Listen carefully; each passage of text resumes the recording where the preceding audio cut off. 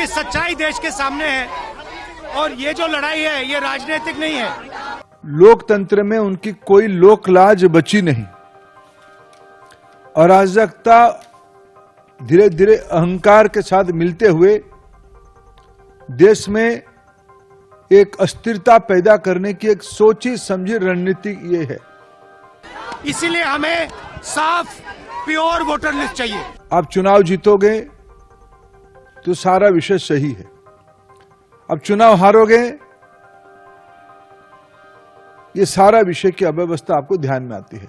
बिहार में मतदाता सूची की विशेष गहन पुनर्निरीक्षण यानी कि एसआईआर प्रक्रिया को लेकर विपक्ष के चुनाव आयोग मार्च पर भाजपा ने तीखा पलटवार किया है। केंद्रीय मंत्री धर्मेंद्र प्रधान ने कांग्रेस और राहुल गांधी पर संविधान विरोधी रवैया अपनाने का आरोप लगाते हुए कहा कि एसआईआर देश में पहली बार नहीं हो रहा है, लेकिन विपक्ष इसे बहाना बनाकर अराजकता फैलाने की कोशिश कर रहा है। धर्मेंद्र प्रधान ने कहा कि देश देख रहा है कि जो लोग लोकतांत्रिक प्रक्रियाओं को कमजोर करने का काम कर रहे हैं उनकी अगुवाई राहुल गांधी कर रहे हैं। उन्होंने स्पष्ट किया कि यह प्रक्रिया पहले भी कई बार हो चुकी है और इसे लेकर विपक्ष का शोर शराबा केवल जनता को गुमराह करने की सोची समझी रणनीति है। भाजपा नेता ने विपक्ष को सलाह दी कि वे सड़क पर मार्च निकालने के बजाय संसद में मुद्दे उठाएं। उन्होंने उदाहरण देते हुए कहा कि हाल ही में ऑपरेशन सिंदूर पर चर्चा के दौरान भी विपक्ष के पास कोई ठोस एजेंडा नहीं था। प्रधान ने कांग्रेस पर लगातार ईवीएम को लेकर झूठ फैलाने और चुनावी प्रक्रिया पर अविश्वास पैदा करने का भी आरोप लगाया। उन्होंने कहा कि विपक्ष चुनावी हार के डर से जनभावनाओं को भड़काने में जुटा है, जो लोकतांत्रिक व्यवस्था के लिए खतरनाक है।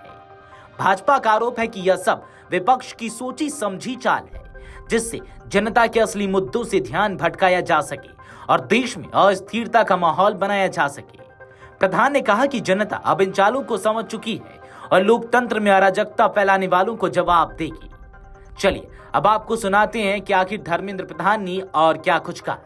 देख रहा है सबसे संविधान विरोधी काम कोई कर रहा है तो उसकी सरगना श्री राहुल गांधी जी हैं। कांग्रेस पार्टी की दिशाहीनता की और उनकी ये दुविधा बन चुकी है। एसआईआर, चुनाव आयोग, चुनाव की प्रक्रिया आज एक दुनिया में सिद्ध व्यवस्था बन चुकी है। एसआईआर पहली बार नहीं हो रहा है। हर एक राज्य में राष्ट्रीय स्तर पे चुनाव आयोग की एक नियमित प्रक्रिया है। मतदाता सूची को परिष्कार करने के लिए, व्यवस्थित करने के लिए चुनाव आयोग की आजादी के उपरांत एक निरंतर प्रक्रिया है। कांग्रेस पार्टी पहले ईवीएम के ऊपर झूठ बोलते हैं, कभी महाराष्ट्र की बात उठाते हैं, कभी हरियाणा की बात उठाते हैं।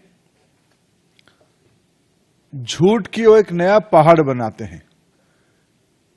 पिछले विशेष करके 2014, 19 और 24 में और उन दिनों में कांग्रेस पार्टी अनेक राज्यों में निरंतर पराजय के कारण एक बैंकरप्सी की स्थिति में पहुंच चुकी है। कोई स्पष्ट मुद्दा हाथ में नहीं है, कोई नीति नहीं है। एक रिएक्शनरी फोर्स के नाते ये लोग अपने राजनीतिक कार्यकलाप बना रहे हैं।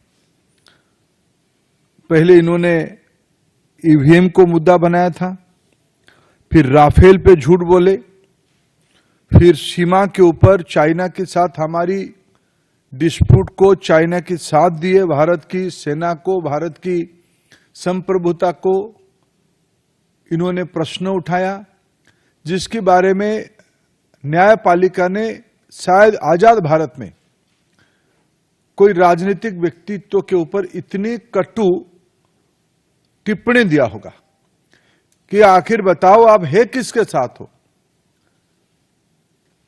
मित्रों, इसीलिए मैंने कहा शुरू में एक वैचारिक दिशाहीनता की और दुविधा की समूह कांग्रेस पार्टी और उसकी नेता राहुल गांधी बन चुके हैं। लोकतंत्र में उनकी कोई लोक लाज बची नहीं। अराजकता धीरे धीरे अहंकार के साथ मिलते हुए देश में एक अस्थिरता पैदा करने की एक सोची समझी रणनीति ये है। आप चुनाव जीतोगे तो सारा विषय सही है, अब चुनाव हारोगे ये सारा विषय की अव्यवस्था आपको ध्यान में आती है। मैं पिछले 2-3 दिनों में जो वाद विवाद हुए, विशेष करके मैं भारत की मीडिया को धन्यवाद देता हूं। उन्होंने फैक्ट चेक कर करके लगभग सभी टीवी चैनल्स ने राहुल गांधी जी की एक एक झूठ को प्रमाण आधारित बेनकाब किया है, पर्दाफाश किया है। जिनको टेक्नोलॉजी के बारे में, जिनको चुनाव आयोग की प्रक्रिया के बारे में, जिनको देश के बारे में सामान्यतम ज्ञान नहीं है, कांग्रेस पार्टी की और विरोधी की वोट बैंक की राजनीति ही सिर्फ राजनीति बची है। घुसपैठियों को वोट दाता बना के, वोटर्स बना के वो अपनी राजनीतिक रोटी सेकना चाहते हैं। चुनाव आयोग ने एक संवैधानिक व्यवस्था, निष्पक्ष व्यवस्था के नाते जब इनको सही बात बताती है तब चुनाव आयोग को भी ध्वस्त करने के लिए कहते हैं हम आटम बम गिराएंगे, चुनाव आयोग बिखर जाएगा। ये भाषा हमारी प्रतिद्वंदी देश कहते हैं। अगर आप ये वीडियो YouTube पर देख रहे हैं तो हमारे चैनल को सब्सक्राइब कर बेल आइकन दबाएं